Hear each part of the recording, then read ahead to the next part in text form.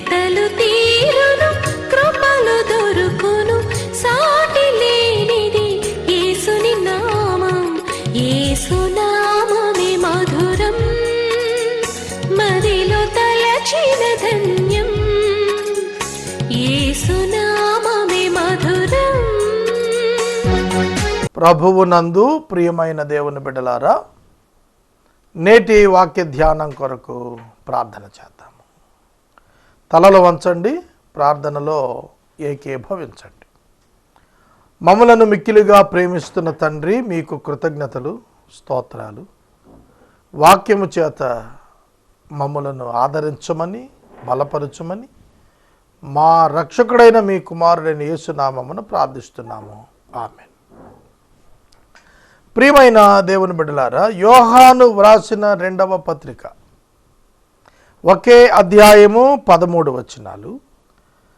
నిన్నటి దినం మనం 3 వచనాల వరకు ఉపోద్ఘాతంతో సహా ధ్యానం చేశాము. 4వ వచనం మొదలు 6వ వచనము వరకు ఉన్న వాక్యము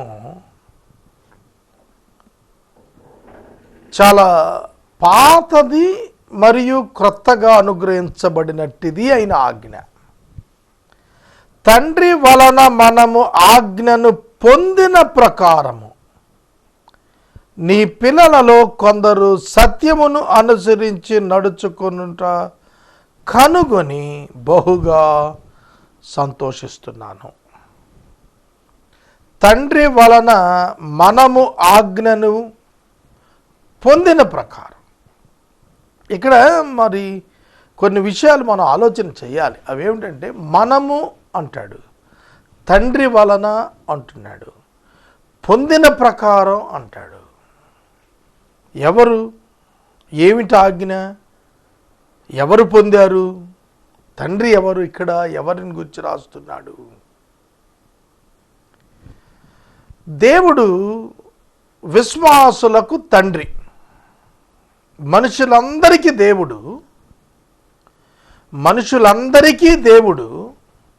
విశ్వాసులకు తండ్రి.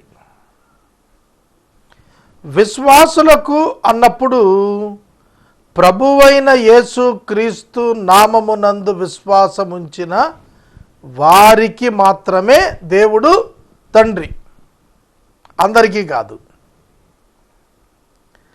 ఎప్పుడైతే ప్రభువైన యేసుక్రీస్తు నామమునందు విశ్వాసం ఉంచామో అప్పుడు ప్రతి ఒక్క వ్యక్తికి ఆయన ఇచ్చిన ఆజ్ఞ ఆల్రెడీ పొంది ఉన్నాం మనం. ఆ ఆజ్ఞ ఏమిటి? ప్రేమించుట అనేది ఆజ్ఞ. దానిని నీ పిల్లలలో కొందరు సత్యమును అనుసరించి నడుచుకొనుచు ఉండుట కనుగొన్నారు.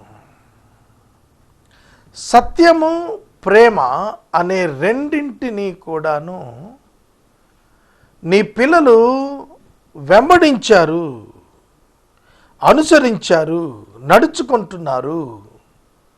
అది నా ఆనందానికి కారణమైంది. యోహాను ఎందుకు ఆనందిస్తున్నాడు? ఎవరిని బట్టి ఆనందిస్తున్నాడు? మీరు వాక్యాన్ని పరిశీలించినట్లయితే, దేవుడు తన చిత్తము జరిగించుచున్న వారిని చూచి ఆనందించేటువంటి వాడు. లూకాసు వార్త 2వ అధ్యాయం 11వ వచనంలో లోకమంతటికి కలుగబోయేటువంటి సంతోషకరమైన సువర్తమానాన్ని గురించి ప్రకటన చేస్తూ, దేవునికి ఇష్టులైన వారికి భూమి మీద సమాధానం అని చెప్పబడింది. ఆయనకి ఇష్టులైన వారు, ఆయనకు ఇష్టులైనటువంటి వారు ఎవరు అనగా, హెబ్రీ పత్రికలో చెప్పాడు 11వ అధ్యాయంలో, విశ్వాసము లేకుండా ఆయనకి ఇష్టుడై ఉండుట అసాధ్యం. దేవునికి ఇష్టులైనటువంటి వారిగా ఎవరైతే బ్రతుకుతారో, ఎవరైతే సత్యముతో జీవిస్తారో, ఎవరైతే ప్రేమ కలిగి ప్రేమను క్రియలో కనపరిచి సాక్షులుగా బ్రతుకుతారో వారిని బట్టి సంతోషించాలి.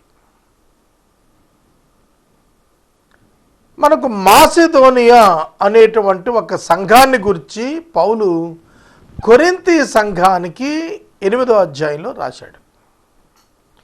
మాసిదోనియా దేశస్థులలో విశ్వాసులైనటువంటి సంఘం దేవుని సేవ కొరకు సమర్పించుకొనిన విధానం పౌలు భక్తుడిని సంభ్రమ ఆశ్చర్యాల్లో ముంచెత్తింది. నిరుపేదలు దాతృత్వములో విస్తరించారు. ఎందులో? ఎవరు వాళ్ళు? నిరుపేదలు. సమృద్ధి కలిగిన వాడు ఇవ్వటం కాదు, పేద కాదు, నిరుపేద. నిరుపేద అంటే డే టు డే లైఫ్కి రిక్వైర్డ్ ఫుడ్ కూడా లేనివాడు, బొవ్వ కూడా లేనివాడు అన్నమాట. బ్రతిమలాడి ఇచ్చారంట, బ్రతిమలాడి ఇచ్చారు, ఆనందముతో ఇచ్చారు, బలవంతం చేసి ఇచ్చారు, తీసుకోవాలా ఇచ్చారు, బ్రతిమలాడి ఇచ్చారు. దేవునికి ఎంత సంతోషం. దేవుడు ఎవరిని ప్రేమిస్తున్నాడు? 2 కలిగిన వాడు ఒకటిమ్మన్నాడు ప్రభు. 2 కలిగిన వాడు ఒకటిమ్మంటే ఒకటి కూడా సమంగా లేని దుస్థితిలో ఉన్నవాడు ఆ ఉన్నదాన్ని ఇంకొకరికి ఇచ్చి లేని స్థితిలోకి వెళ్ళటానికి కూడా ఇష్టపడ్డాడు. That is the richness of the people of Macedonia. Macedonia దేశస్థుల యొక్క ఘనమైనటువంటి చరిత్ర అది. దేవునికి ఎంత ఇష్టం, ఎంత సంతోషం. కంప్లీట్ లైక్నెస్ ఆఫ్ క్రైస్ట్, క్రీస్తు యొక్క సారూప్యత సంపూర్ణతకు వారు ఎదిగారు. ఏమీ ఉంచుకోకుండా సమస్తం ఇచ్చివేయటం, ఆఖరి రక్తపు బొట్టు వరకు ఇచ్చాడు యేసుక్రీస్తు ప్రభు. ఆ నేచర్, ట్రూత్ అండ్ లవ్ అది వారిలో ఉంది. అందుకు నేను సంతోషించాను. కాగా అమ్మ, క్రొత్త ఆజ్ఞ నీకు వ్రాసినట్టు కాదు గాని మొదటి నుండి మనకు కలిగిన ఆజ్ఞనే రాస్తున్నాను. మనము ఒకరిని ఒకరు ప్రేమింపవలెనని నిన్ను వేడుకొనుచూ ఉన్నాను. పైన అమ్మ అని పిలుస్తున్నాడు. Responsible one. చాలా మంది పట్ల బాధ్యత కలిగిన స్థాయిలో ఉన్నటువంటి ఆ నాయకత్వపు మహిళకు చెబుతున్నాడు, అమ్మా క్రొత్త ఆజ్ఞ రాసినట్టు కాదు, మొదటి నుంచి ఉన్న ఆజ్ఞ. అదేమిటంటే ఒకరినొకరు ప్రేమించాలి. ప్రేమ ఈ కాలంలో కనుమరుగైపోయింది. ప్రేమ ఉంటే ఏ పరిస్థితినైనా చక్కదిద్దుకొనవచ్చు. ప్రేమ మన ప్రవర్తనను లోకానికి భిన్నంగా కనపరచగలిగే గొప్ప ధనం. క్రీస్తు యొక్క ప్రేమను కలిగినటువంటి ప్రతి వ్యక్తి కూడాను తానును క్రీస్తు వలె ఇతరులను ప్రేమించగలుగుతారు. నీ పొరుగువాడు ఎవడు అని ప్రభువును అడిగినప్పుడు ఇదే సందర్భం. యేసుక్రీస్తు ప్రభు శిష్యులతో, ఇతర శాస్త్రులు, పరిసయులు వాళ్ళందరితో ఉన్నప్పుడు నిన్ను వలె నీ పొరుగువానిని ప్రేమించుము అనున్నదియే ప్రధాన ఆజ్ఞలో ఒకటిగా ఉన్నదని చెప్పినప్పుడు నీ పొరుగువాడు ఎవడు ప్రభువా అని అడిగాడు. అప్పుడు ప్రభు ఏం చెప్పాడు? సమరయుని కథ చెప్పాడు. మంచి సమరయుని కథ. ఒకడు దొంగల చేతికి చిక్కాడు. లూకాసు వార్తలో మనకు ఇది కనిపిస్తుంది. ఒకడు దొంగల చేతికి చిక్కాడు. దొంగలు అతనిని కొట్టి దోచుకొని దారిలో పారవేశారు. కొన ఊపిరితో ఉన్నాడు. యాజకుడు పరిసయ్యుడు వెళ్ళిపోయారు. లేవీయుడు వెళ్ళిపోయాడు, యాజకుడు వెళ్ళిపోయాడు. సమరయుడు ఆ దిక్కుగా వస్తూ చూచి ఆగాడు. ఏం చేశాడు? బిజినెస్ పని మీద వెళుతున్నాడు సమరయుడు, బిజినెస్ మ్యాన్. వెళుతూ వెళుతూ ఆగి తన సమయాన్ని ఇచ్చాడు. బిజినెస్లో టైం చాలా ఇంపార్టెంట్. అపాయింట్మెంట్ ప్రకారమే నడుస్తారు వాళ్ళు. టైం చాలా important. Time is money for them. He gave the time. 2, తన గాడిదనిచ్చాడు, తన వెహికల్ అతనికిచ్చి అతను నడిచాడు. ద్రాక్షారసం తన కొరకు తెచ్చుకున్నాడు. దానితో గాయపడిన వాని యొక్క పుండ్లు కడిగాడు, కట్లు కట్టాడు. అతని యొక్క బాధ్యత తాను తీసుకుని పూటకోళవాని ఇంటికి చేర్చాడు. అక్కడ అతనిని పరామర్శించాడు. అతనికి ఫిజికల్గా పరిచయం చేశాడు. అతని పేరేమో తెలియదు, ఊరేమో తెలియదు, ఎవరో తెలియదు, దొంగో తెలియదు, దొరో తెలియదు. తీర్పు తీర్చకుండా చేశాడు. మరలా పూటకూడు అని చెప్పాడు, అతని వ్యయం నా మీద ఉంచు అని అడ్వాన్స్గా 2 దేనారాలు ఇచ్చి, నేను మరలా తిరిగి వస్తాను, అప్పుడు ఆ ఖర్చు నా మీద ఉంచు, నా అకౌంట్లో ఉంచని పూటపడ్డాడు. మనీ అడ్వాన్స్ చేశాడు. వీటన్నింటికి ఒక జవాబు చెప్పండి. తల్లి తరపా, తండ్రి తరపా, ఎవరు? అన్న తమ్ములా, ఎవరు అతను? దారిలో పడున్నాడు. మోటివేటింగ్ ఫ్యాక్టర్ ఏమిటి? సమరయుణ్ణి మోటివేట్ చేసింది ఏమిటి? సమయం ఇచ్చేటట్టుగా, ద్రాక్షారసం ఇచ్చేటట్టుగా, వాహనం ఇచ్చేటట్టుగా, కట్లు కట్టేటట్టుగా, భోజనం ఏర్పాటు చేసేటట్టు, మందులు ఏర్పాటు చేసేటట్టు, వసతి ఏర్పాటు చేసేటట్టు, ఖర్చంతా తను పెట్టుకునేటట్టు. What motivated him to do all these things? ఇక్కడ 6వ వచనంలో చాలా సింపుల్గా చెప్పేశాడు. ఆయన ఆజ్ఞల ప్రకారం నడుచుకోవటమే ప్రేమ. ప్రేమ ప్రేమ ప్రేమ అంటున్నారు. ఏమిటండి ప్రేమ అంటే? ఆజ్ఞల ప్రకారం నడుచుకోవటమే ప్రేమ. కనుక ప్రేమించటం అన్నప్పుడు ఆజ్ఞలను జ్ఞాపకం చేస్తున్నాడు. దొంగిలవద్దు, వేరొకరిది నీ పొరుగు వానిది ఆశింపవద్దు, నరహత్య చేయవద్దు, అబద్ధమాడవద్దు. ఇవి కదా ఆజ్ఞలు. మనుషునికి మధ్య ఉండవలసిన ఆజ్ఞలుగా మోషేకి దేవుడిచ్చిన 6 ఆజ్ఞలు ఉన్నవి కదా. ఆ ఆజ్ఞలను ప్రేమ చేత పాటించగలుగుతాం. ప్రేమ లేని వాడే దొంగగా మారతాడు. పాపం ఎవడో కష్టపడి సంపాదించుకొని ఒక చిన్న ఉంగరం చేయించుకొని చేతికి పెట్టుకుంటాడు, లేకపోతే ఒక చిన్న గొలుసు చేయించుకొని మెడలో వేసుకుంటారు. ఎన్నో సంవత్సరాలు కష్టార్జితం అయి ఉండొచ్చు. దొంగవాడు పుట్టుకుని దెబ్బుకొని వెళ్ళిపోతాడు. ప్రేమ లేకపోవుట వలన దొంగ, ప్రేమ లేకపోవుట వలన దోపిడి, ప్రేమ లేకపోవుట వలన హత్య, ప్రేమ లేకపోవుట వలన సకల దుర్నీతిపూర్వక కార్యాలు. ప్రేమించేవాడు ఎట్లా మోసం చేస్తాడు? ప్రేమించేవాడు ఎట్లా దొంగతనం చేస్తాడు? ప్రేమ ఇవ్వటమే నేర్పుతుంది కానీ తీసుకోవటం నేర్పదే. ప్రేమలోనే ఇవ్వటం అనే పదం ఇమిడి ఉన్నది కదా. కనుక ప్రేమలో త్యాగమే ఉన్నది కానీ ప్రేమలో స్వార్థము లేదు. కనుక దేవుని ఆజ్ఞలన్నీ ప్రేమ యొక్క సారము వెదజల్లేటువంటి కొమ్మల వంటివి. కనుక నిజముగా నీవు ప్రేమ కలిగి ఉంటే నీ పాకెట్కి మారు మనసు వస్తుంది. మొదట నీ పర్సుకి మారు మనసు వస్తుంది. దాచుకొని వాడువుగా ఉండలేవు, పంచేవాడివిగా ఉంటావు.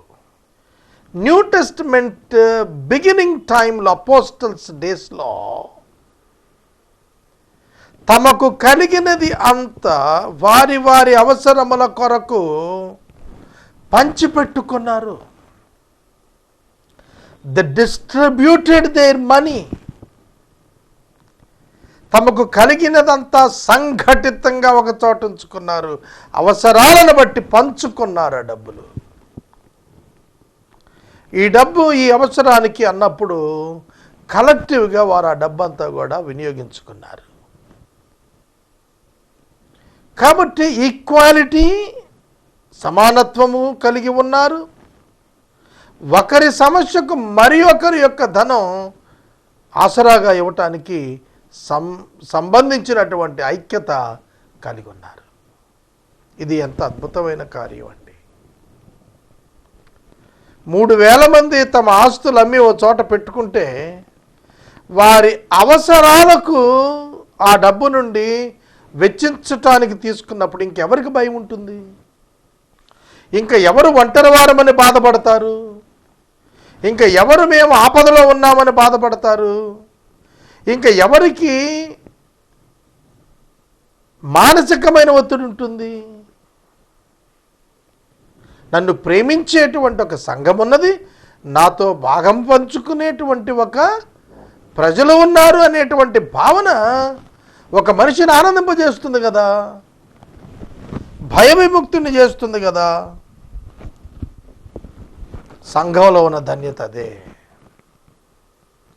సంఘంలో ఉన్న ధన్యత అదే. శరీరంలో ఒక అవయవం అనారోగ్యానికి గురైనప్పుడు, బాధకు గురైనప్పుడు మిగిలినవన్నీ కూడా ఆ అవయవం పట్ల ఎలా స్పందిస్తాయో క్రీస్తు యొక్క సంఘములోని వ్యక్తులు కూడా సంఘములోని వ్యక్తుల యొక్క అవసరతల పట్ల ప్రేమతో స్పందించాలి.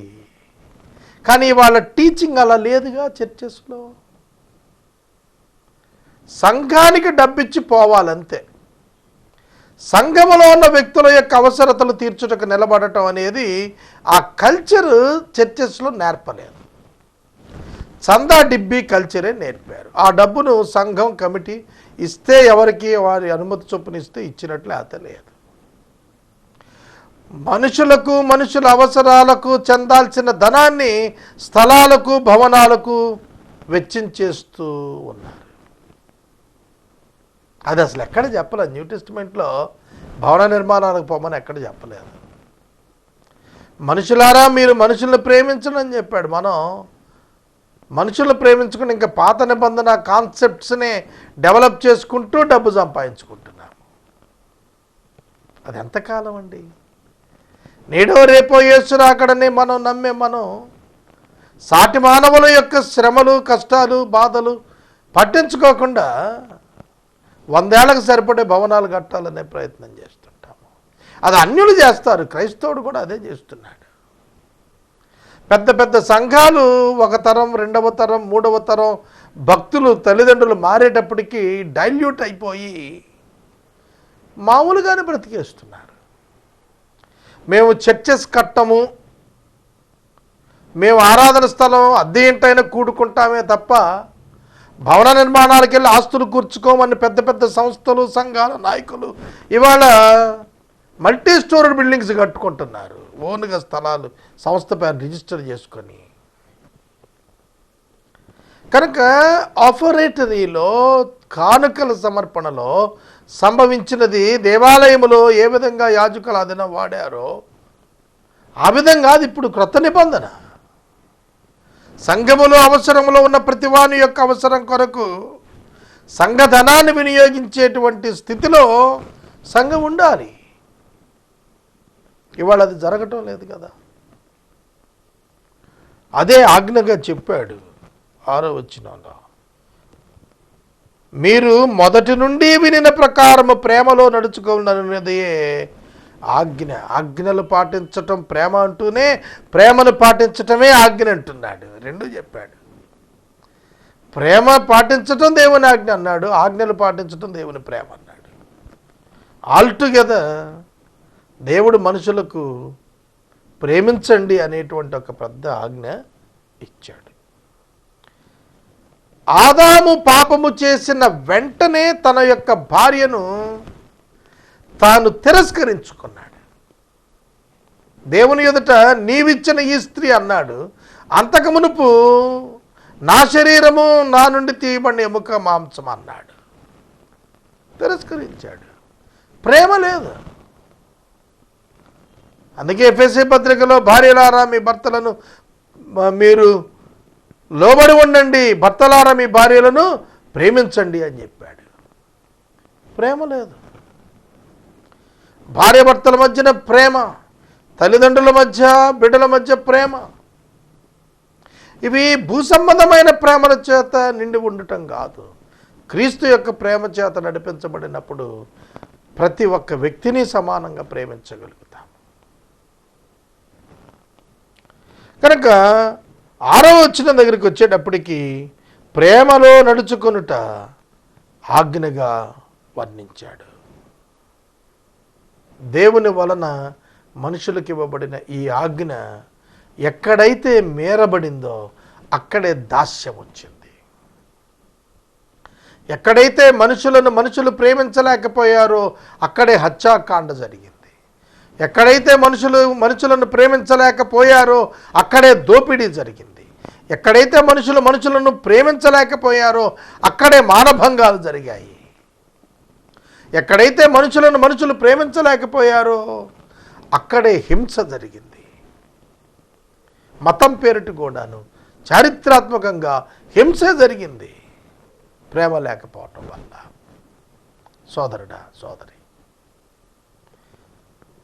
కనుక క్రీస్తు యొక్క ప్రేమను అభ్యాసము చేసేట ద్వారా కలుగు ప్రతి నష్టము మనకు దీవెన, కలిగే ప్రతి త్యాగము మనకు ఆశీర్వాదమే. ఇది మనం ఎన్నడూ కూడా మరవకూడదు. ప్రేమ ఆజ్ఞలో ఇచ్చుటలో ఉన్నది. విధవరాలని సాధారణంగా ఇతరులు పోషించాలి, కానీ సారెపతు విధవరాలు ఏలియాను పోషించింది. విధవరాలని సాధారణంగా ప్రజలు ప్రేమించాలి, కానీ విధవరాలు ప్రవక్తను ప్రేమించి దేవుని ప్రేమతో అతనికి అప్పము చేసి 3 సంవత్సరాలు అతనికి పరిచర్య చేసింది. అతనికి ఆమె ఇంట స్థానం కల్పించింది. కనుక మీరు గమనించినట్లయితే మనుషులను చేర్చుకునుట ఎంత ఆదరణ తెలుసా? ఆదరణ లేని వాళ్లకు. మీరు ఏ ప్రాంతానికైనా క్రొత్తగా వెళ్ళినప్పుడు ఆ ప్రాంతంలో మిమ్మల్ని ఎరుగని వారు మిమ్మల్ని ఆహ్వానించి పిలుచుకొని పరామర్శించి మేలు కలుగు చేస్తే మీ మనసు ఎంత తృప్తి చెందుతుంది, మీ మనసు ఎంత ఆనందిస్తుంది ఒక్కసారి ఆలోచించండి. అలాగే పరదేశులను, యాత్రికులను ఆ విధంగా యూదులు ఆనాడు ఆశ్రయం కల్పించారు. దైవ ప్రేమ ప్రస్ఫుటంగా వారు చూపించగలిగారు. ఇస్సాకు యొక్క భార్య రెబెకా యవ్వనస్తురాలుగా తన తండ్రి ఇంట ఉన్నప్పుడు అబ్రహాము యొక్క దాసుడైనటువంటి ఎలియజరు ఆమెను దాహమునకు నీరడిగితే అతనికే కాక ఒంటెలకు కూడా దాహం ఇచ్చింది. ఇంట ఉండుటకు స్థలం అడిగితే స్థలముతో పాటు భోజనమునకు జంతువులకు మేత కూడా సమకూర్చిపెట్టింది. అడిగిన దానికంటే, ఊహించిన దానికంటే అత్యధికంగా చేసింది ఆ చిన్న బిడ్డ. అదే ప్రేమ. Love others, neighbours, love your neighbours. నీ నైబర్స్ని ప్రేమించడం అంటే అదే. నీ పొరుగువాడిని ప్రేమించడం అంటే అదే. కనుక మీరు ఎప్పుడు మర్చిపోవద్దు ఈ విషయాన్ని. ఒక్క మనిషి ప్రేమ చేతే ఓదార్చబడతాడు, ప్రేమ చేతే ఆదరించబడతాడు, ప్రేమ చేతనే దీవించబడతాడు. కనుక ప్రేమ కొరకు లోకం అంగలారుస్తోంది. ఈ లోకంలో ఎవరిని చూసినా డిసీట్ఫుల్ పీపుల్ కనిపిస్తున్నారు, మోసపూరితమైనటువంటి వారుగా ప్రజలు కనపడుతున్నారు. ఎవరిని నమ్మాలో అర్థం కాని పరిస్థితి. అటువంటప్పుడు సహోదర ప్రేమ కనపరచడం అభ్యాసం చేసుకున్నప్పుడు మన కుటుంబాలు అనేకులకు మాదిరికరంగా ఉంటాయి, మన జీవితాలు అనేకుల కొరకు దీవెనకరంగా ఉంటాయి. యోబు తన ప్రేమను ఎలా పంచాడంటే తండ్రి లేని వారికి తండ్రి అయ్యి పంచాడు, తండ్రి లేని వారికి తండ్రిగా వారి బాధ్యతలన్నీ స్వీకరించాడు. ఎవరికి ఏ కష్టం వచ్చినా కూడా అతను ముందున్నాడు. తన వ్యాపారం చేత సంపాదించిన ధనవంతుడి చేత ప్రజలకు ఎంతో దీవెనకరంగా మారాడు. బైబిల్ మనకు ఒక్కటే తెలియచేస్తోంది, మనం దీవించబడి పొట్ట నింపుకొని సంపాదించుకోవటం కాదు, మన సంపాదన ఇతరుల పొట్ట నింపటానికి, ఇతరులకు దీవెనగా మారటానికి ఉపయోగపడాలి. ఆ విధమైనటువంటి జీవితాన్ని దేవుడు జీవించమన్నాడు. అదే దైవత్వపు నిదర్శన ప్రేమలోనే సాధ్యమవుతుంది. అటువంటి దీవెనాకరమైన జీవితాన్ని దేవుడు మనకివ్వాలని నేను ఆశిస్తున్నాను.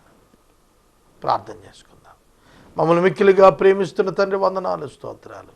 వాక్యమైన బిడ్డలను దీవించము, యేసునామమును అడుగుచున్నాము, ఆమేన్. తండ్రి అయిన దేవుని ప్రేమ, కుమారుడైన యేసుక్రీస్తు వారి యొక్క కృప, పరిశుద్ధాత్మ దేవుని యొక్క అన్యోన్య సహవాసము సదాకాలం మనందరికి తోడైనడు కాక, ఆమేన్.